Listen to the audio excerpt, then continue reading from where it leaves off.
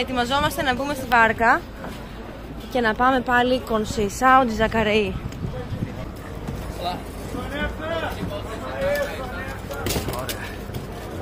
Ωραία. Ετοιμαζόμαστε να αφήσουμε πίσω μας αυτό το υπέροχο νησί με πολύ όμορφες αναμνήσεις για άλλη μια φορά και ελπίζω κάποια στιγμή να ξαναέρθουμε γιατί είναι πολύ μαγικό το μέρος. Τώρα τι να λέμε. Κατεβήκαμε από τη βάρκα και προχωράμε στην προβλήτα Conceição de Jacareí και τώρα θα πρέπει να βρούμε έναν τρόπο να πάμε Trindade. Δεν είναι πολύ κοντά ούτε πολύ μακριά. Θα κοιτάξουμε να βρούμε colectivo. Είναι 2,5 ωρίτσες. Θα δούμε, μάλλον κατά πάσα πιθανότητα θα βρούμε ένα ταξί 99, αλλά αν έχει κάποια άλλη εναλλακτική εδώ θα ρωτήσουμε στο χωριό, θα πάρουμε κάποια άλλη εναλλακτική. Αλλά προς το παρόν απολαμβάνουμε αυτή την όμορφη θέα, αυτό το ωραίο χωριουδάκι ψαράδων, αλλά είναι και τουριστικό σημείο κατά μία έννοια γιατί πολλοί έρχονται εδώ για να περάσουν απέναντι στην Ilha Grande. Έτσι, πολλοί τουρίστες περνάνε από εδώ, είναι πέρασμα ας πούμε. Μία τελευταία ματιά λοιπόν σε αυτό το πανέμορφο τοπίο. Πριν πάμε να εξερευνήσουμε το νέο πανέμορφο τοπίο, την Trindade. Πήραμε το λεωφορείο και πηγαίνουμε Angra dos Reis. Μισή ώρα είναι? Μισή ώρα περίπου, 30 χιλιομετράκια. Παιδιά, βγήκε 6 reais το άτομο, δηλαδή 1 ευρώ και 10 λεπτά περίπου το άτομο. Θα κάνουμε αυτή τη μισή ώρα, 30 χιλιόμετρα. Και μετά πάμε από εκεί να αλλάξουμε να πάρουμε άλλο λεωφορείο για Trindade. Κατευθείαν έφτασε το λεωφορείο μας. Για την ακρίβεια τρέξαμε και το προλάβαμε, το είδαμε στο κεντρικό, μας περίμεναν. Όλα τα έχει πολύ καλή και όλες εξυπηρετική εδώ. Το ταξί πόσο θα έβγαινε, Uber, ταξί 99? Λίγο που ρίξαμε μια ματιά, έτσι πολύ χοντρικά, έβγαινε 180 reais. Θα κάνω λίγο μια γρήγορη μετατροπή, όμως από Conceição de Jacareí μέχρι εκεί.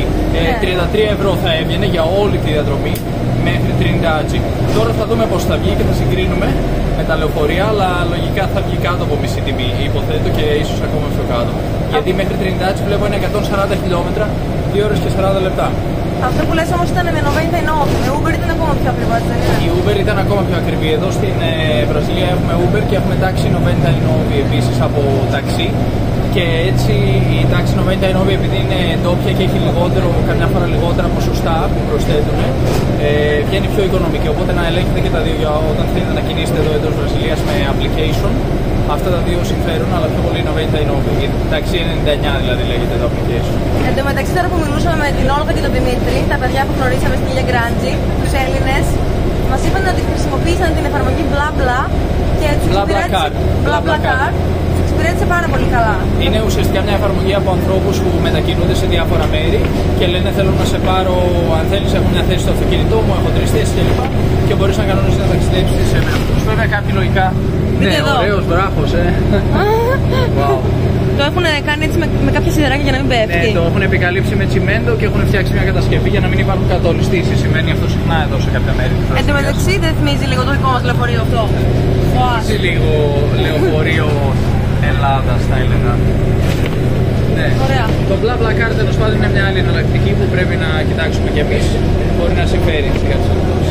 Πάντως μια φορά πριν από καιρό είχαμε πάρει το λεωφορείο από Νατάλ μέχρι Ρεσίφι. Όχι λεωφορείο, ταξί. Συγγνώμη, αυτό ήθελα να πω. Και είχε βγει αρκετά οικονομικό. Είχαμε πάρει ένα Uber από Νατάλ μέχρι Ρεσίφι, 4 ώρες δρόμου.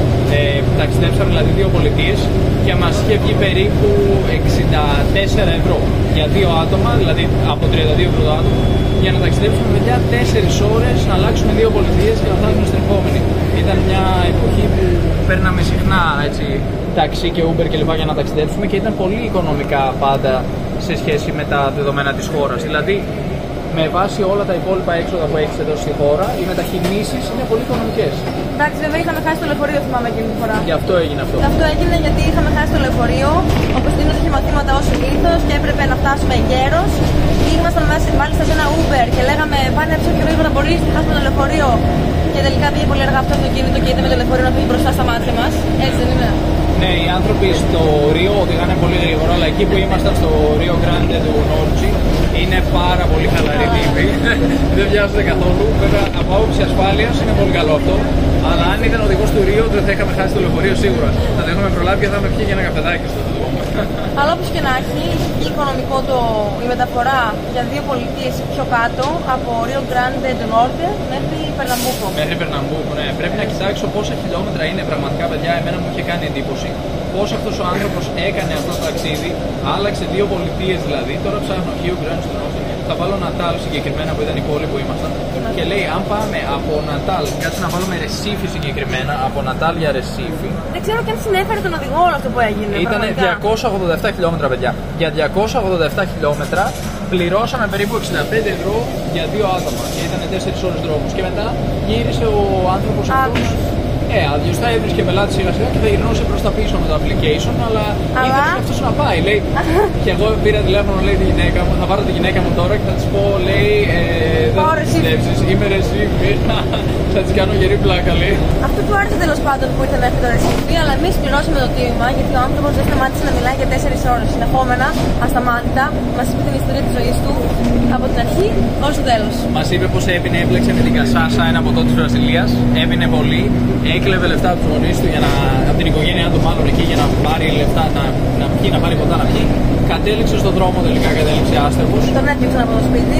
Στον δρόμο και τελικά λέει μια μέρα βρήκα το Θεό, άρχισα να προσεύχομαι, να προσέχω, να μπήκα στο σωστό δρόμο, σταμάτησα να πίνω, δουλεύω. Και παντρεύτηκε και τελικά λέμε μπράβο ρε παιδί μου που τα κατάφερες. Ναι, κάτσε να σου πω και τ' άλλο. Μας λέει τ' ένα, μας λέει τ' άλλο, μας τα είπε όλα. Παιδιά, υπάρχει ένας άνθρωπος στο Νατάλ για τον οποίο γνωρίζουμε τα πάντα. Κανονικά, όταν μπαίνουμε σε ένα Uber, σε ένα ταξί τέλος πάντων, ο οδηγός είναι ο ψυχολόγος μας, ο δάσκαλός μας, μας μαθαίνει λέξεις, του λέμε πράγματα για τη ζωή μας, για τον τρόπο ζωής μας. Σε αυτή την περίπτωση έγινε το αντίθετο. Γίναμε εμείς ο ψυχολόγος, μας τα είπε όλα, καθάρισε η ψυχή του και μας πήγε και στον προορισμό μας, πήγε και στο Ρεσίφι και αυτό γιατί χάρηκε που πήγε τόσο μακριά. Και δεν ήταν να έχει κάποιο πρόβλημα, βέβαια δεν ξέρω αν συνέφερε οικονομικά γι' αυτό. Οικονομικά μάλλον δεν θα το συνέφερε, αλλά μάλλον το σκέφτηκε δεν βαριέσαι, πάω για εκδρομή. Γιατί το συζητήσαμε στην αρχή, του λέμε θέλεις να πας, είναι μακριά και τέτοια. Πάμε λέει, πάμε ρε παιδιά. Ναι, και δεν πάμε.